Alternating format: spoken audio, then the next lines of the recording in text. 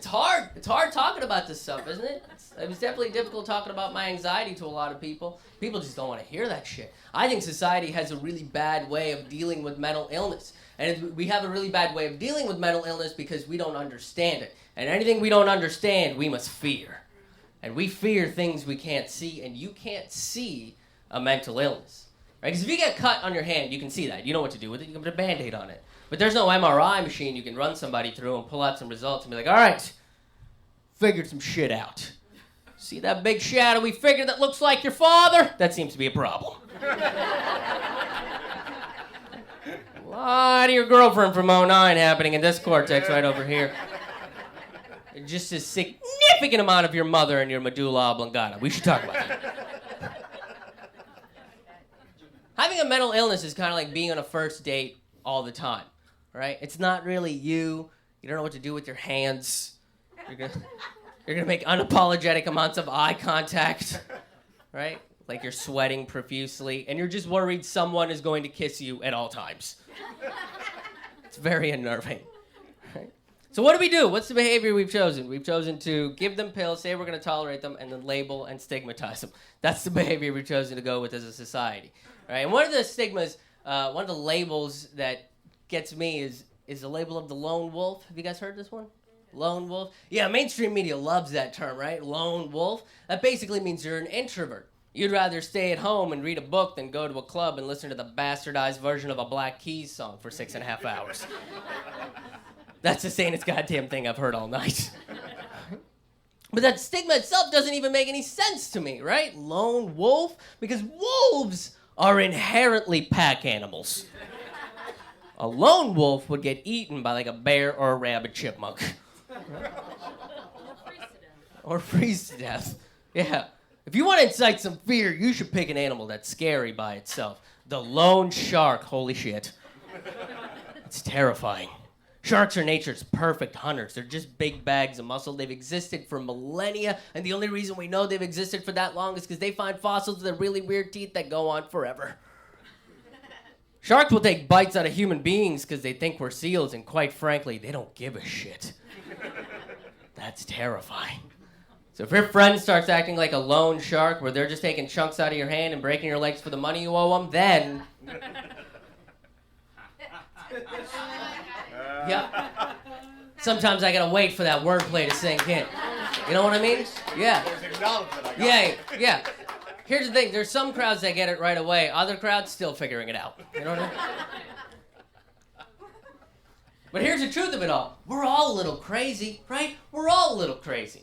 How many of us in here have thought about murdering their boss for making them write another meaningless goddamn report? Her hand went fucking straight up. She's definitely got some schematics in her car. You know? I work in mental health. So. Do you? This show's gonna get deep for you. I feel like you might be the biggest fan of it. Yeah. Every single person in here has stalked an ex on Facebook and come real close to turning that digital act into a real one. Right? You left your keys at their place, and I gotta go down and throw pebbles at their window. But that's not gonna work, so now I gotta set the garbage can on fire. All of a sudden, the boys in blue and the men in white coats are calling. Your face is pressed up against a cop car, and you're like, Darlene, I just wanted my keys back. You misunderstood my messages, which was the problem with the relationship in the first place. Every single person in here has thought about suicide at least once to prove to that family member how fucking important you are. Now who's gonna get the milk for you? Mom? Huh? Tell me. Some of you pull back on me. This show's only gonna get weirder from here. So if we're all a little crazy, why label and stigmatize each other, right? Why not help each other out a little bit more? Because if we can do that, maybe in the future there might not be this thing called crazy. Right now, I think in society we're walking around like it's Dr. Jekyll and Mr. Hyde.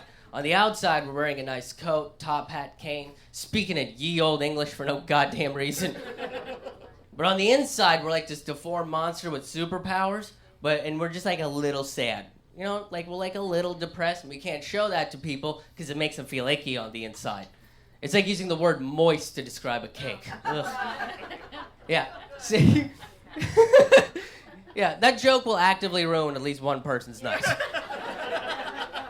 There's always one person that's like, great, now I gotta go home and take a shower, you bastard. You know? Society keeps telling the mentally ill they need to change the way they act around society, but I think it's about damn time that society changes the way it acts around the mentally ill. Yeah. Yeah. And when I bring that up, a lot of people get upset. They look at me and they go, well, it's preposterous, Krish. It's never going to happen, right? But it already has happened. There's this a small little village in Belgium called Hay-eel, right? It's spelled Geel because they're Belgium and don't give a shit about American letters.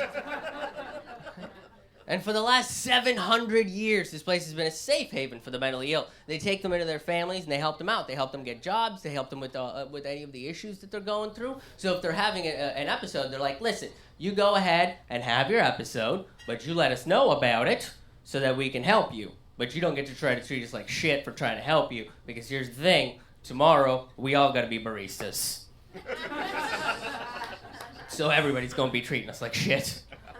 And the beautiful thing about this is it's worked, right? It's healed people of mental illnesses that we never thought could have a cure. Bipolar disorder, schizophrenia, depression, anxiety, right? It's the height of cognitive behavioral therapy, which means that Belgium is not just number one in waffles and chocolate, but also psychiatry. They're kicking ass over there, yeah. Right? Psychiatrists have visited this little village in Belgium, and they've written about it, right? They've written things like, you can't tell the difference between the crazies and the citizens, which is a hilarious statement coming from a medical professional. Go figure, the so-called crazies aren't walking around with glowing eyes, fangs, and drinking the blood of the innocent in the middle of the street. They look like you and me. There is a joke about Hay-eel. They say half of Hay-eel is crazy, and the other half is just half crazy. So if we're following the math, that's 75% crazy. Yeah. And when I bring this up to people, they look at me and they go, well, that's really nice for Belgium, Krish, but that's never going to work here. And that's a sad but true statement. Because countries like America, the UK, India, these are all countries that like to judge people based on the color of their skin, who they fuck, what bathroom they use, what hat we wear, and we worship money more than we worship a god. That is 100% crazy. Yeah. You know what 75% crazy means? They don't give a shit whether you're black, Jewish, pissing outside, fucking a man, woman, or a hole in the wall. And they sure as shit don't care about your spirit animal. They're gonna treat you like you're a person. So I don't know about you guys, but I'd rather take 75% crazy for 700 years over 100% crazy for 200. But I ain't no mathematician.